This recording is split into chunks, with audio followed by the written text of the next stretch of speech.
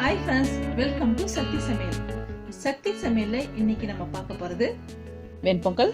நம்மள நிறைய பேர் ஹோட்டலில் வெண்பொங்கல் சாப்பிட்ருப்போம். அந்த வெண்பொங்கல் ரொம்ப டேஸ்ட்டாகவும் ரொம்ப சாஃப்டாகவும் இருக்கும். அது மாதிரி நம்ம வீட்டில் எப்படி பண்ணலாங்கிறத வீடியோவில் பார்க்கலாங்க. இந்த வெண்பொங்கல் செய்யறதுக்கு என்னென்ன பொருள் தேவைங்கிறத சொல்கிறாங்க.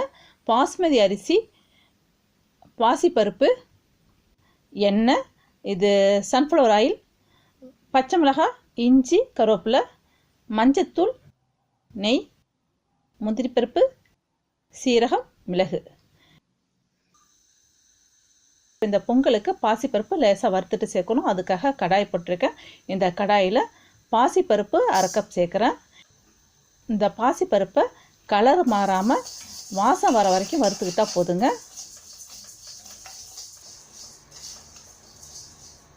இந்த பாசிப்பருப்பு வறுப்பட்டு வாசம் வர ஆரம்பிச்சிட்டு இப்போ அடுப்பை அணைச்சிடுறேன். அரிசியும் பருப்பையும் வேக வைக்கிறதுக்காக குக்கர் எடுத்திருக்கேன். இந்த குக்கரில் 1 கப் பாசுமதி அரிசி சேர்க்குறேன். நம்ம ஏற்கனவே வறுத்தம் பார்த்தீங்களா பாசிப்பருப்பு, அதையும் சேர்க்குறேன்.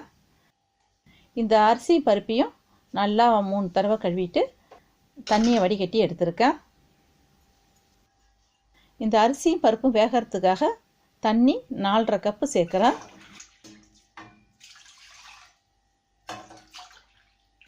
இதில் அரிசி 1 கப்பும் பாசிப்பருப்பு 1/2 கப்பும் எடுத்திருக்கேன். இது ரெண்டும் சேர்க்கும் போது 1.5 கப் வருது. இந்த 1.5 கப்பை 3ஆல் மல்டிபிள் பண்ணி 4.5 கப்பு தண்ணி சேர்க்குறேன்.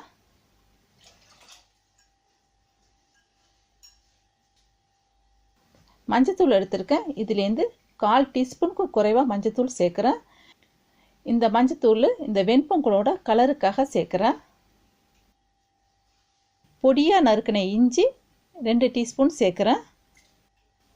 இந்த பொங்கலுக்கு தேவையான உப்பு சேர்க்குறேன். இதை நல்லா கலந்து விட்டுடலாம். இப்போ திட்டத்தட்ட நம்ம எல்லாமே சேர்த்துட்டோங்க. இப்போ அடுப்பை பற்ற வைக்கிறேன். இந்த குக்கரை மூடி போட்டுக்கலாம். இந்த குக்கருக்கு விசில் போட்டு 2 விசில் வர வரைக்கும் இந்த அரிசியும் பருப்பையும் வேக வச்சுக்கலாம். இந்த குக்கரு 2 விசில் இப்போ தன்னால் ஆறிட்டு இப்போ அதை திறந்து பார்க்கலாம்.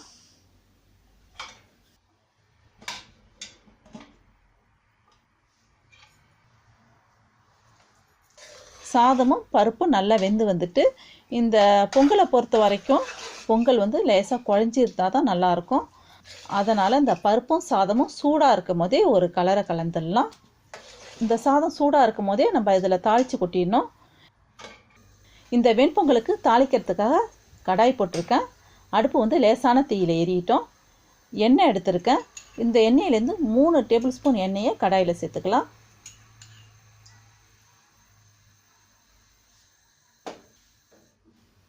நெய் எடுத்திருக்கேன். இந்த நெய்யிலேருந்து 3 டேபிள் ஸ்பூன் சேர்க்குறேன்.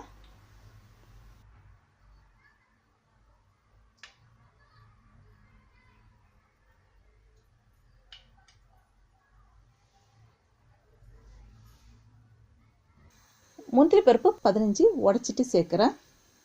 இந்த முந்திரி பருப்பு உங்களுடைய விருப்பத்தை பொறுத்து சேர்த்துங்க.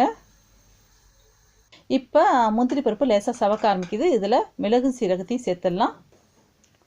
மிளகு 1.5 டீஸ்பூன் சேர்க்குறேன்.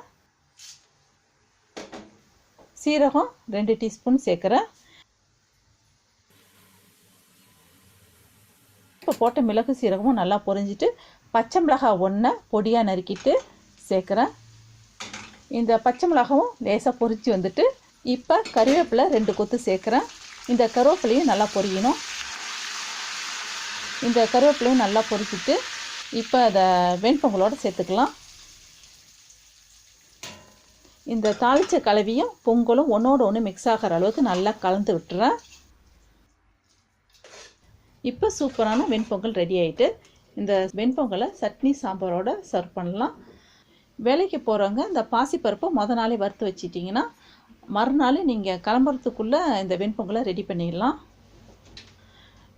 இந்த வெண்பொங்கலை நீங்கள் செஞ்சு பாருங்கள். செஞ்சு பார்த்துட்டு உங்கள் கமெண்ட்ஸ் எனக்கு சொல்லுங்கள். இது மாதிரியான புதுவிதமான வீடியோக்களை தொடர்ந்து பார்க்கணும்னா சப்ஸ்கிரைப் பண்ணிங்க, ஷேர் பண்ணுங்கள், லைக் பண்ணுங்கள். தேங்க்யூ.